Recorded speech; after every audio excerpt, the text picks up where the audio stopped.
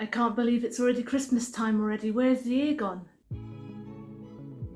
Hi everyone, it's Tash and welcome to another recipe video. And today we're making a Japanese Christmas cake, or Christmas cake, which is basically a strawberry shortcake because that is what they like to eat during Christmas. Only, of course, I'm going to add matcha to it because I add matcha to everything. But it isn't that much of a stretch, to be honest. Matcha is Japanese green tea, matcha goes well with strawberries, and matcha goes well with cake. And the other noise in the background is my washing machine. I really should have thought that through before filming. This is a fantastic light fluffy Christmas cake if you don't like the really heavy dense fruit cakes. And if you love fresh cream cakes and matcha cakes, it's win-win. The secret to making the sponge super fluffy is to actually make a genoise sponge. And to make a genoise sponge, you whip the eggs, whole eggs, not just egg whites, with sugar until they're really fluffy. I've actually done this earlier this year to make my husband's birthday cake when I made a mango shortcake. And there goes my washing machine. I've got to pause it, this is too bad. Now I've actually done this earlier this year to make my husband's birthday cake when I made a mango shortcake, so I'll pop the recipe up here now.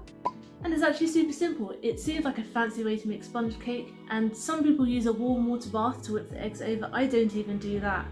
And it still works fine. Also, if you need a really quick Christmas cake to make, then this is a good one too because it doesn't actually take that long. So let's go to the kitchen and see how it's done. First, let's preheat our oven to 180 degrees C. Next, I'm going to prepare two 8-inch round pans, and I've already cut out my non-stick grease-proof baking paper. I'm just going to take these out for a second because I do want to oil these first. So a little bit of vegetable oil in, give it a wipe round. We're going to stick these back in the bottom.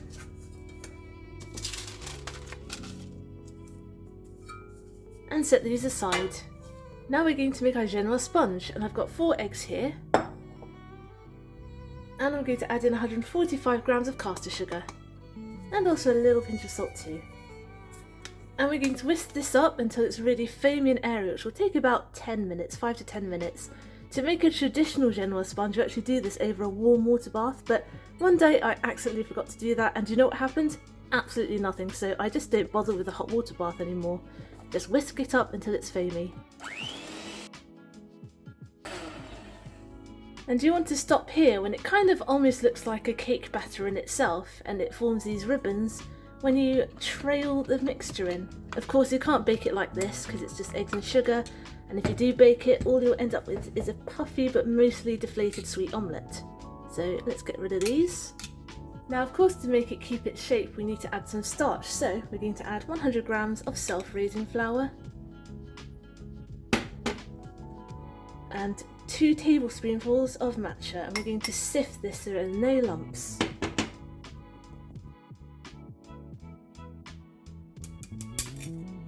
And at this stage, I like to use a balloon whisk to gently fold this in.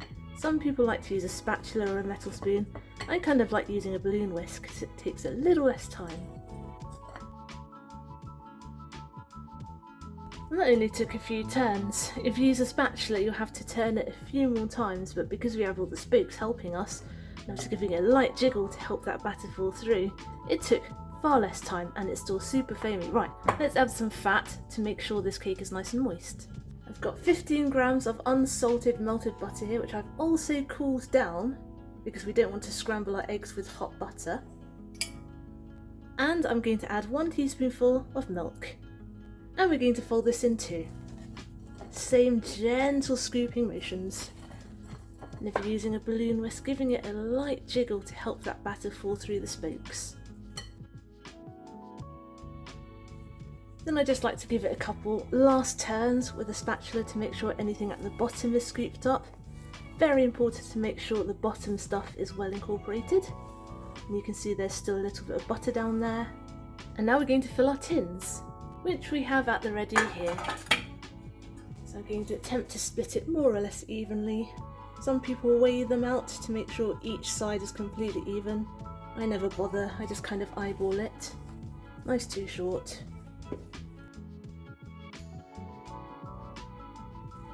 I'm going to give each of these a good hard tap on the counter to get rid of big air bubbles and to even it out.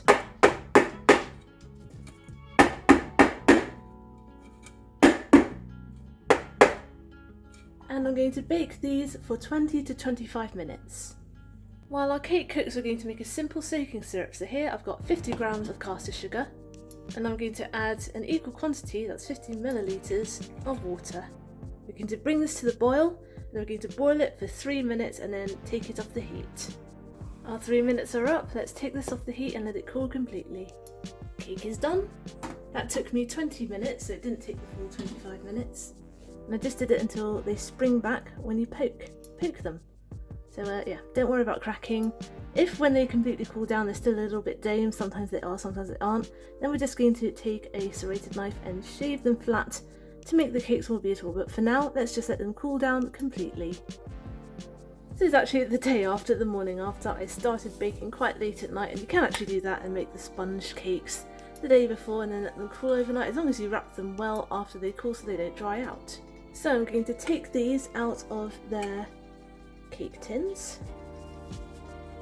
I don't think I oiled the sides quite well enough because they aren't coming out as easily as usual, but that is okay because since we've lined the bottom, and they are going to slip out quite well once we run the knife around the side. So let's do it now.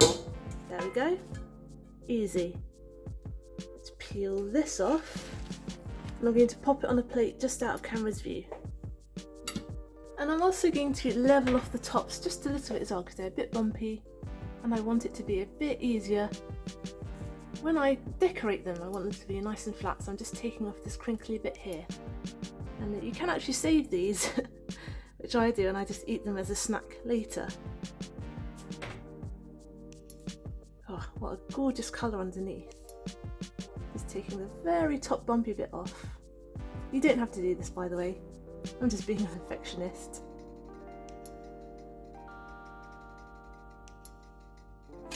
Nice. Now that we have our 2 rounds of cake, we're going to liberally brush them with the syrup. And we're going to use all of it. This is going to help stop our cake from drying out. Now let's set these aside just for a minute or two to soak in. Now we need to whip some cream for the filling and the topping. So I'm going to start off with 400 millilitres of whipping cream. And yes, that is quite a lot. And that's not all the whipping cream we'll be using either. You'll see what I mean in a minute. So that's 300. Let's top it up to about 400. Yeah, that's about 400 millilitres. I'm going to add in 2 tablespoonfuls of caster sugar. And I'm also going to sift in 3 tablespoonfuls of matcha. You heard me right. We're going to make this extra matcha-y.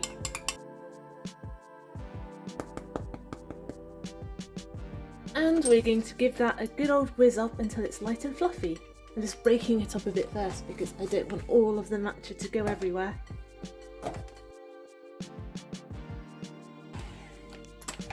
There we are, let's put this aside. But don't put away your whisk just yet because we're going to use them again in a minute. Shove this to the side and bring one of our cake layers in. Now let's start filling it. I'm going to take a little bit here, smooth it out.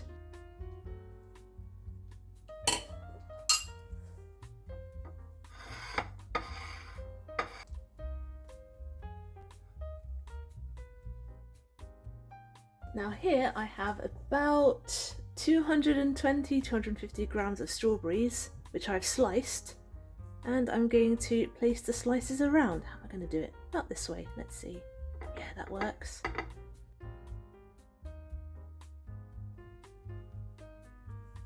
As you can see, we didn't use all of those, but that is okay. It's good to have a few left over. You can always eat these separately later. Put a little more cream on top, just to fill those strawberries. Taking the top layer and popping it on top. Just going to give it a little bit of a pat down. Oh, I wasn't sure if that was filming. I put the top layer on top of the cream, and now I'm going to cover the rest in the matcha cream.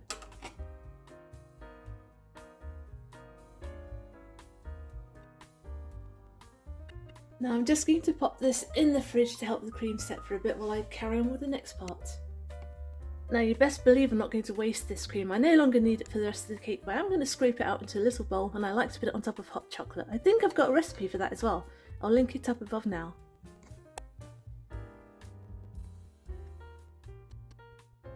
So I've got our remaining 200 milliliters of whipping cream.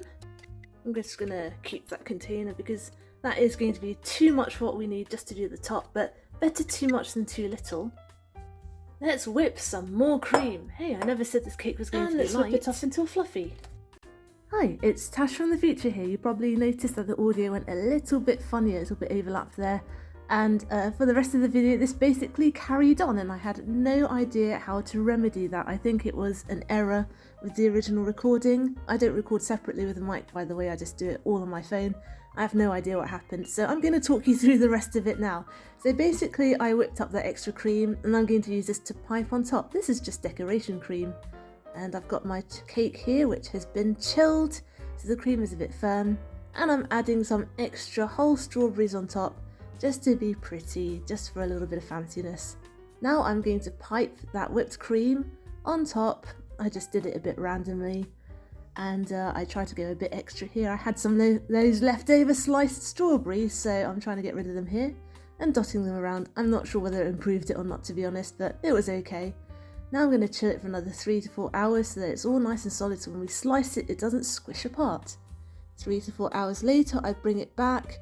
And this is when I decided to dust some icing sugar over the top because, you know, Christmas, winter, snow. Unless you're in Australia, it doesn't really snow over your Christmas because December is summer. And finally, I decided to put some edible gold leaf on because extra. Anyway, recording issues aside, this cake turned out absolutely lovely and delicious and soft. Look at how fluffy this thing is. Absolutely stunning. I really enjoyed eating this cake. Hey, so something went a little bit wrong with filming there. I had the whole outro, as I usually do, nice and filmed, and as I was editing and processing it, something really weird happened with the audio. You could probably hear a little bit towards the end there where it was overlapping, and I have no idea why because I don't record my audio separately, I just literally film with my phone. And literally no matter what I did, I tried cutting out that last bit, restitching it on. I tried editing the entire video again and that didn't work, which is a pain in the ass because it takes me forever to edit these videos. Nothing I did worked. And it was really strange because not only was the audio overlapping, it was also sometimes switching places. So I'd be saying something, my mouth would be saying something, and out of my mouth would come something I wasn't actually saying until 2 minutes later. And then 2 minutes later, I'd suddenly, like my mouth would be talking, but there'd be no sound. And then that sound that was 2 minutes ago suddenly came back in. So I don't know what's going on. It must be an error with the actual footage when I was shooting. My phone did do a big update around that time and things were going a bit weird, so maybe it's to do with that. So here I am with no time to refilm it and remake the entire cake again because it is a couple of weeks later. I made it in advance as usual. And I'm looking like I've been dragged through a bush backwards because I didn't even have time to do my hair because this video needs to go out very soon. Long story short, cake was super delicious. It was a massive crowd pleaser, super light and fluffy. It was super moist. It was not damp because of the syrup. It was just the right amount and very strong in matcha flavour too, so great for matcha lovers. Anyway, I've got to go now and film my next recipe video and hope that the same thing doesn't happen again, so wish me luck. As usual, thanks for watching. I hope you enjoyed today's recipe video and I hope you'll join me next Wednesday for my next one.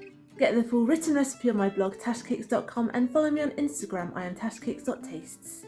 Subscribe and hit that notification bell if you'd like to see more. Give this video a like if you'd like to help other people find it. Comment down below if you'd like me to make anything in particular. And I will see you guys next time. Be good, be nice and have a good week. And very happy holidays to you too.